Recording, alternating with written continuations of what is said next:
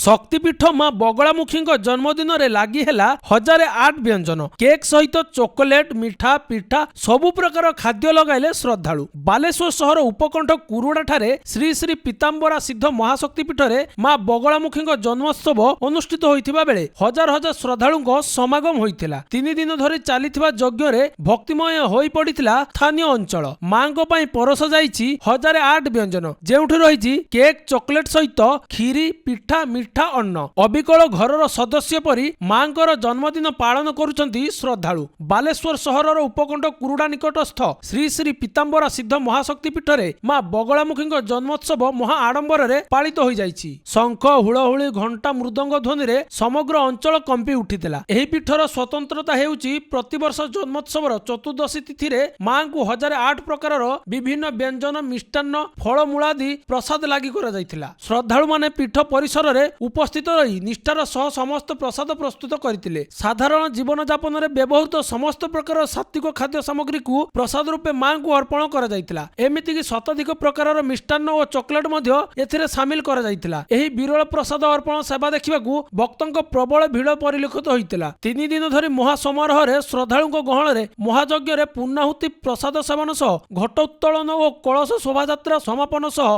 वैदिक रीति रे यज्ञ कार्य अनुष्ठित होइतिला। राज्यर विभिन्न प्रांतरु आसिथिबा विज्ञ पंडित एवं ब्राह्मण मानक द्वारा सूर्य पूजा गुरु पूजा मंडला दर्शन अग्नि स्थापन श्रीमंदिर मां को यज्ञ मंडप को आगमन अर्चन सहस्रादि बगला मंत्र रे यज्ञाहुति प्रदान करा जायतिला। श्री श्री पीताम्बरा सिद्ध महाशक्तिपीठर जार कि त्रयोदश वार्षिक उत्सव ये गुरुजी रविनारायण मिश्र द्वारा ये पीठ प्रतिष्ठित होते एवं ये त्रयोदश वार्षिक उत्सव पालन होची। मांकर जन्मोत्सव बा आविर्भाव तिथि बगलामुखी आज पालन होची। पीठर रहस्य होची पीताम्बरा माँ बगलामुखी अशेष कृपा ये पीठरे भक्त माने जी भी आमे देखुचे पीठ आरंभ समस्त माँकर कृपा होची। तेणु प्रति वर्ष भक्त बढ़ी बढ़ी चली मानसिक रखुंट माँ तांकर मानसिक पूरण करुँच आमे सब निमित्त मात्र। एणु भक्त दुख जनाऊँच माँ दुख शुणुची पिलार कथा आ माँ समस्त मनस्कामना पूरण कर सेमती माँकर तो 3 दिन जो पूजाटा होची माँकर वार्षिक उत्सव होची आटा वर्षर थरे आसे।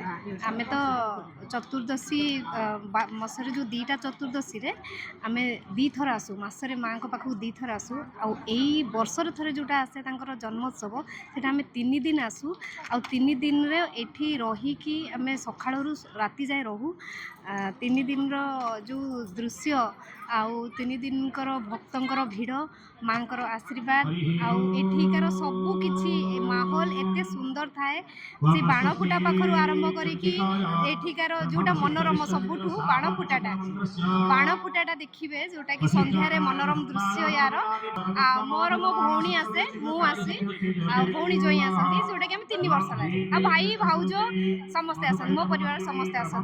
हाँ हाँ हाँ माँ के पाखरे मानसिक सब पूरण हेइची मोर आउ जे भी करूची भी तार होउची आउ जे भी न आसी चंती जे भाबुचंती कि माँ के पाखु जीवा कि निहाती आसंतु।